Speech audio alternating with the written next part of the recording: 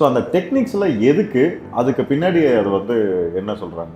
ஒரு விஷயத்தை நீங்கள் பண்ணலைன்னா இது எதுவுமே உங்களுக்கு யூஸ் ஆகுது. ஃபேக்ட்ரி ரீசெட் வந்து பண்ணால் factory reset of our early belief system. அந்த இடத்துல தான் வந்துக்கிட்டு நியூரோ லிங்குவிஸ்டிக் ப்ரோக்ராமிங்கில் KAV ஃபேக்டர்னு நான் உங்களுக்கு ஒன்று சொல்ல ஆசைப்படுறேன். 369 டெக்னிக், 555, 777 ஏதோ சிக்கன் ஐட்டம் மாதிரி நிறைய டெக்னிக்ஸ் எல்லாம் இருக்குது. What is the science behind இந்த technique?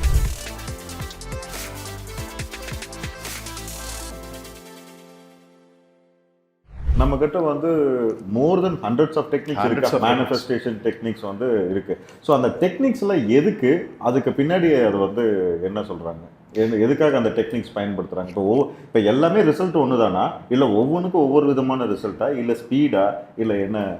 The same flavour of a food item, அதை குக் பண்ணி நீங்கள் கொடுக்குற ப்ரிப்பரேட்டரி டிசைன்ஸ் வேணால் வேறங்க, ஆனால் ஃபுட்டு ஒன்றே ஒன்று தான். ஓகே, எல்லாத்துக்கும் ஒரே ஒரு பிரின்சிபல் தான். ஆனால் இந்த இடத்துல வந்துங்க கொஞ்சம் நியூரோ லிங்குவிஸ்டிக் ப்ரோக்ராமிங் அப்படிங்கிறது கனெக்ட் ஆகுது. இப்போ ராஜேஷ் 100 மட்டும் இல்லைங்க, உங்களுக்கு 125 டெக்னிக்ஸை ஒரு ஒர்க் ஷாப்பாக வச்சு நான் உங்களுக்கு சொல்லி கொடுத்தாலும், நீங்கள் என்ன கடுமையாக முயற்சி பண்ணாலும், ஒரு விஷயத்தை நீங்கள் பண்ணலைன்னா இது எதுவுமே உங்களுக்கு யூஸ் ஆகுது. அந்த பர்சனுடைய age like say for example 32 years அப்படின்னா, அந்த 32 வருஷம் அவங்க முதல்ல பார்த்த பாஸ்ட் ஃபெயிலியர்ஸுங்க, அவங்களுடைய சோகங்கள், அவங்க அதுக்கு முன்னாடி வச்சுருந்த லிமிட்டிங் பிலீஃப்ஸ், அவங்க அதுக்கு முன்னாடி வச்சுருந்த தப்பான கண்ணோட்டங்கள் அப்படிங்கிறது எல்லாத்தையும் கலைக்காமல் நீங்கள் கண்டிப்பாக இந்த ஷெல்ஃபில் நீங்கள் புது புக்ஸை, ஆக்கப்பூர்வமான புக்ஸை நீங்கள் வைக்கிறீங்க அப்படின்னா, முதல்ல அந்த ஷெல்ஃபில் இருக்கக்கூடிய பழசை தூக்கி அதை ஃபுல்லாக சுத்தம் பண்ணி அதுக்கப்புறம் தான் நீங்கள் புதுசை வைக்கணும்.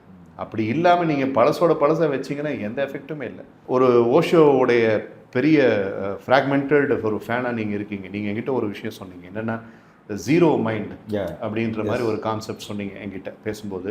அந்த ஜீரோ மைண்ட் கான்செப்ட் அப்படின்றது வந்து ஒரு மிகப்பெரிய கான்செப்ட். அதில் என்னென்னா எம்டி எவ்ரிதிங். அந்த எம்டி எவ்ரிதிங் அப்படிங்கிறதுல என்னன்னு கேட்டிங்கன்னா, ஏற்கனவே இருக்கக்கூடிய தப்பான விஷயங்கள் எல்லாத்தையுமே நம்ம க்ளீன்ஸ் பண்ணலைன்னா எந்த law of attraction manifestation exercise அந்த பர்சனுக்கு ஒர்க் பண்ணாது. ஸோ முடிஞ்ச அளவுக்கு அந்த கிளீன்சிங் அப்படிங்கிறது பண்ண பிறகு தான் ஆல்ஃபா லெவல் மைண்டில் போய், இல்லாட்டி டீப் ரூட்டட் ரிலாக்ஸ்ட் மைண்டில் போய். So first step law of attraction மேனிஃபெஸ்டேஷனில் நம்மளை பற்றி என்ன பிலீஃப் ஆல்ரெடி பண்ணியிருக்கோமோ அதை எல்லாத்தையும் கட் பண்ணி தூக்கிட்டு எரேஸ் இட். ஆமாம், குழி தோண்டி போச்சிடணும், அது வேறு பக்கம் போய். ஆமாம், erase it, completely erase it. Factory reset பண்ணிடும். ஃபேக்ட்ரி ரீசெட் வந்து பண்ணால் factory reset of our early belief system. So இப்போது நம்ம லா ஆஃப் அட்ராக்ஷன் அந்த பற்றி கொஞ்சம் டீட்டெயில்டாக இப்போ பார்த்துருக்கோங்க சார். இப்போ வந்து இப்போ லா ஆஃப் அட்ராக்ஷனை பொறுத்த வரைக்கும் நம்ம என்ன நினைக்கிறோமோ அது வந்து இந்த ரியாலிட்டிக்கு கொண்டு வரும். இது வந்து இயற்கை நீதி. நீ நினச்சினாலும் நம்பினாலும் நம்பாட்டியும் வந்து இதுதான் உண்மை அப்படிங்கிறது வந்து இட் இஸ் நேச்சர். நீங்கள் டவுட் பட்டினாலும் அதுதான் நடக்கும், டவுட் பல்லைனாலும் அதுதான் நடக்கும். ஸோ இப்போது சார், இப்போ எனக்கு வந்து ஒரு விஷயம் வந்து நடக்கணும் அப்படின்னா, நம்ம வந்து இப்போது யூடியூப்லேயோ இன்ஸ்டாகிராம்லேயோ சர்ச் பண்ணும்போது ஹண்ட்ரட்ஸ் ஆஃப் டெக்னிக்ஸ் இருக்குது. ஆமாம். ஸோ எதுக்கு இத்தனை டெக்னிக்ஸு?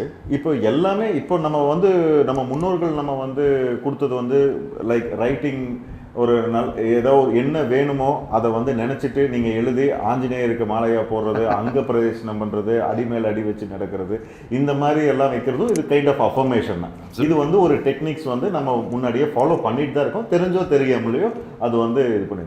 இப்போ இவ்வளோ 369 டெக்னிக், 555, 777 ஏதோ சிக்கன் ஐட்டம் மாதிரி நிறைய டெக்னிக்ஸ் எல்லாம் இருக்குது. What is the science behind இந்த டெக்னிக்ஸ்?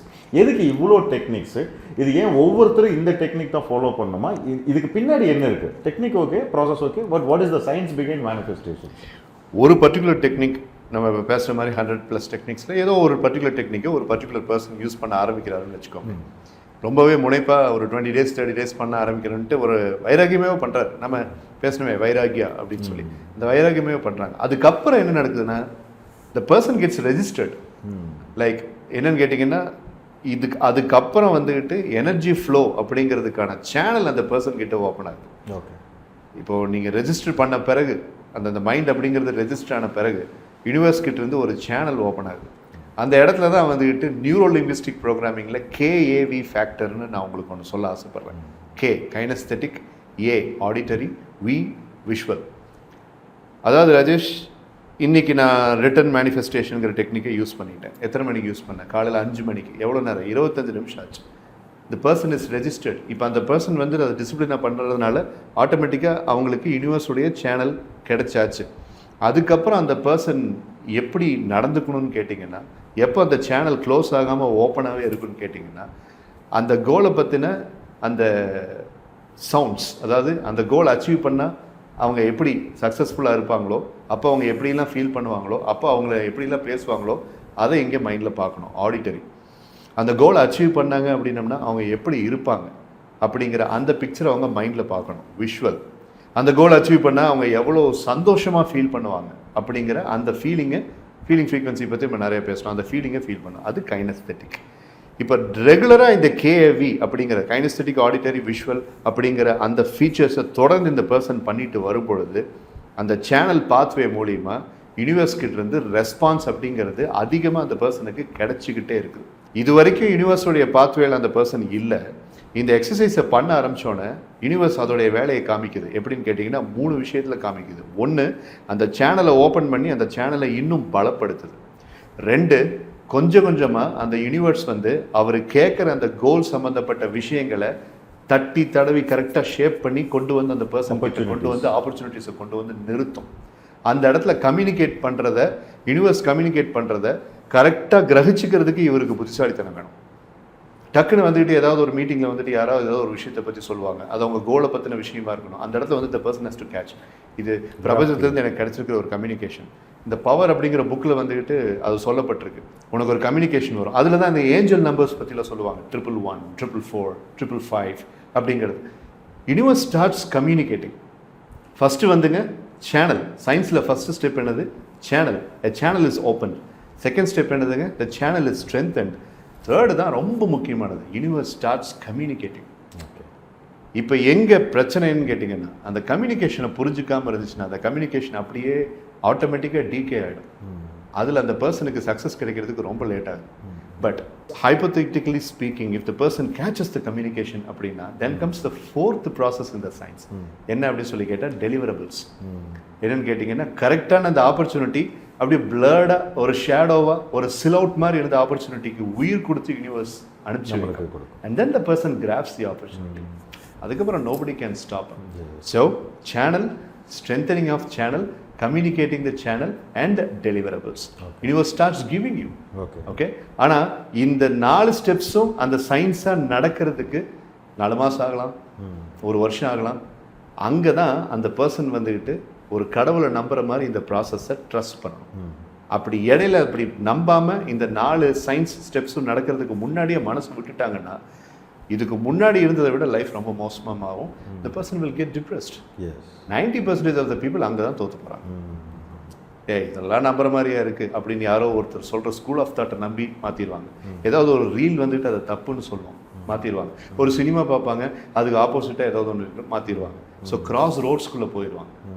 கிராஸ் ரோடு இல்லை, அது ரோட் நாட் டேக்கன்னு ஒரே ரோடு, அந்த ஒரு ரோட்டில் இருக்கணும். நம்ம ஃபோக்கஸ்டாக இருக்கணும். ஸோ இப்போ இந்த சயின்ஸ் அப்படிங்கிறது நீங்கள் சொல்ல வர்றது வந்து we have to register ourselves. அந்த ஃப்யூச்சரில் நம்ம எப்படி இருக்கணும்னு நம்ம வந்து ஆசைப்படுறோமோ அந்த பர்சனாக நம்ம வந்து we have to think and register ourselves in our mind ன்னு சொல்கிறேன். Absolutely. Back from the future அப்படிங்கிற கான்செப்டை பற்றி நான் நீங்களும் பேசணும். அதில் வந்து பேக் ஃப்ரம் த ஃபியூச்சர் அப்படின்னா என்னென்னு சொல்லி கேட்டால், ஃபியூச்சரில் ஏற்கனவே வாழ்ந்துட்ட மாதிரியும் இப்போ வந்துட்டு உட்காந்து அந்த ஃபியூச்சரை ஏற்கனவே வாழ்ந்து முடிச்சிட்ட மாதிரி, if I am not wrong, அந்த ஸ்டோரி எழுதுகிற ஒரு பழக்கம் உங்ககிட்ட இருக்கு இல்லைங்களா? அதாவது வந்துட்டு ஓகே, மணிகண்டன் ராஜேஷ், நான் இந்த விஷயத்தை இப்படி பண்ணிட்டேன்ட்டு 2030 நடக்கிற விஷயத்தை வந்து இப்போ போஸ்ட் டேட்டடாக போட்டு எழுதுவீங்களா? That's very smart technique. அந்த இடத்துல நீங்கள் என்ன ஆகுறீங்க? ரெஜிஸ்டர் ஆகுறீங்க. And the universe opens the pathways and channelising. இப்போ நீங்கள் அச்சீவ் பண்ணியிருக்கிறது எல்லாமே அந்த சயின்ஸை நீங்கள் நம்பினதுனால தான் நீங்கள் அச்சீவ் பண்ணியிருக்கீங்க. ஆனால் எத்தனை பேர் உங்களை மாதிரி இதை நம்புகிறாங்க? That's where the process goes waste. அந்த இடத்துல இப்போது ஹோட்டல் போகிறீங்க, போய் ஒரு ஃப்ரேம் அண்ட் ஒரு வெரைட்டி ஆஃப் பிரியாணி நீங்கள் ஆர்டர் பண்ணுறீங்க. ஆர்டர் பண்ணிவிட்டு நீங்கள் உட்காடுறீங்க. ஒரு 10 minutes ஆகும் அவர் கொண்டு வரதுக்கு. ஆனால் ஆர்டர் பண்ணிவிட்டு அவரை நீங்கள் கூப்பிட்டு செக் பண்ணுவீங்களா? வருங்களா கொடுத்துருவீங்களா அப்படின்னு நம்ம செக் பண்ணுறதில்ல. அப்படி செக் பண்ண எவ்வளோ முட்டாள்தனமாக இருக்கும். அதைத்தான் இங்கே எல்லோரும் பண்ணுறாங்க.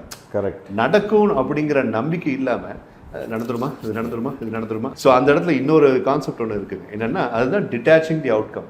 வேலை செய்யும், உன்னோட ஆக்ஷன் சைடு நம்பு, அவுட்கம் ஆர்டர் பண்ணியாச்சு, அது வந்துடும், அவ்வளோதான்.